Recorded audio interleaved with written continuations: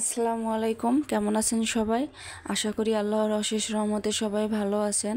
আমাদেরও আল্লাহ অনেক ভালো রেখেছেন, আলহামদুলিল্লাহ। তো আজকে নতুন একটি দিনে নতুন সকালে ব্লগ ভিডিও স্টার্ট করছি আপনাদের সাথে। তো আজকে সকালটা আমি কফি দিয়ে স্টার্ট করব, এজন্য ফ্রিজ থেকে দুধ বের করে নিলাম। তো কফি খেয়ে আমি সকালের নাস্তা বানিয়ে নিব। আজকে একটু ভারী কিছু রান্না করতে হবে সকালবেলা, কারণ আমার হাজব্যান্ড আজকে বাসায় সকালের নাস্তা করবে। সো যেমন তেমন হলে হবে না, আমি যেমন যা ইচ্ছে একটা বানিয়ে খেয়ে নেই, শুধু মেধার জন্য চিন্তা করি। তো আজকে আর তা হবে না, আজকে সবার জন্য চিন্তা করি, নাস্তা বানাইতে হবে। তো আচ্ছা, আপনারা যারা আমার চ্যানেল নতুন তারা আমার চ্যানেলটিকে সাবস্ক্রাইব করে দিবেন প্লিজ। একটা ভিডিও তৈরি করতে গেলে যে একটা কত কষ্ট করতে হয় তা আসলে অফ ক্যামেরার আড়ালেই হয়ে থাকে।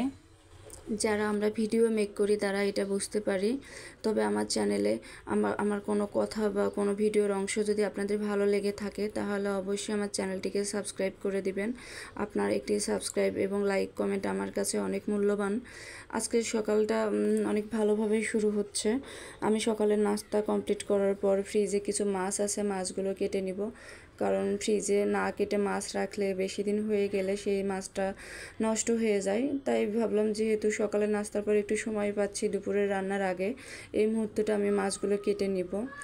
তো আমি যখন ইউটিউব শুরু করেছিলাম তখন আসলে এটা কিছুটা শখের বশেই শুরু করেছিলাম, যে যখন বাইরে যাব বাইরের ভিডিওগুলো ক্যাপচার করে আমার এই চ্যানেলে ছেড়ে দিব, বাস এটুকুই, আমাকে আর কোনো কিছু করতে হবে না।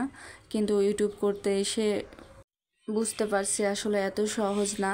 একটা ভিডিও সুন্দর করে ক্যাপচার করা, সেটা এডিটিং করা, তারপর সেটাতে ভয়েস দিয়ে আপলোড করা অনেক বড় কিছু, আসলে এত সহজ না।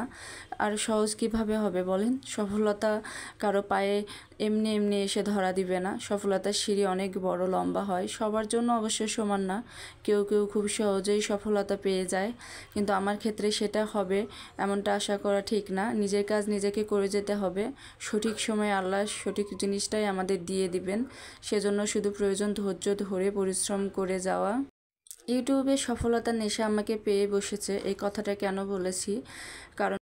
কারণটা হচ্ছে আমি যখন ভিডিও দেওয়ার চেষ্টা করি এখন, তখন কোয়ালিটি মেনটেন করে দেওয়ার চেষ্টা করি যেন আপনাদের ভালো লাগে, আমার চ্যানেলটা যেন অনেক বড় হয়। কারণ ভালো না লাগলে কিন্তু আপনারা আমাকে সাবস্ক্রাইব করবেন না, আমার পাশে থাকবেন না, এটা আমি জানি।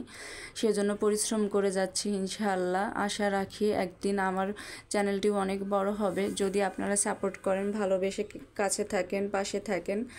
আসলে দেখেন, এই যে বাহিরে কত লোক কত কাজ করছে, প্রত্যেকটা মানুষই কিন্তু তার জীবনের প্রতিটা ক্ষেত্রেই সফলতা অর্জনের জন্য এত পরিশ্রম করে যাচ্ছে। এমনি এমনি কেউ কিন্তু কোনো শ্রম দেয় না, সবাই সফলতা অর্জনের জন্যই শ্রম দিয়ে থাকে।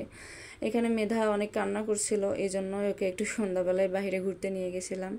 শহরের জীবন, ঘরে বন্দি থাকতে থাকতে আসলে কারোই ভালো লাগে না। বাসার বাইরে গেলে একটু মনে শান্তি লাগে, সেটা নিজের ক্ষেত্রেও বাচ্চাদের ক্ষেত্রেও। এটা প্রায় রাত 9টা, ওর জিদের কারণে এই সময় নিচে নিয়ে গেলাম। এটা আমার বাসা থেকে বেশি দূরে না, একটু সামনেই। তো প্রবলেম হয় না, লোকজন সব সময় যাতায়াত করে। বাসায় আসার পর আমি রান্না স্টার্ট করে দিব, রাতের রান্না।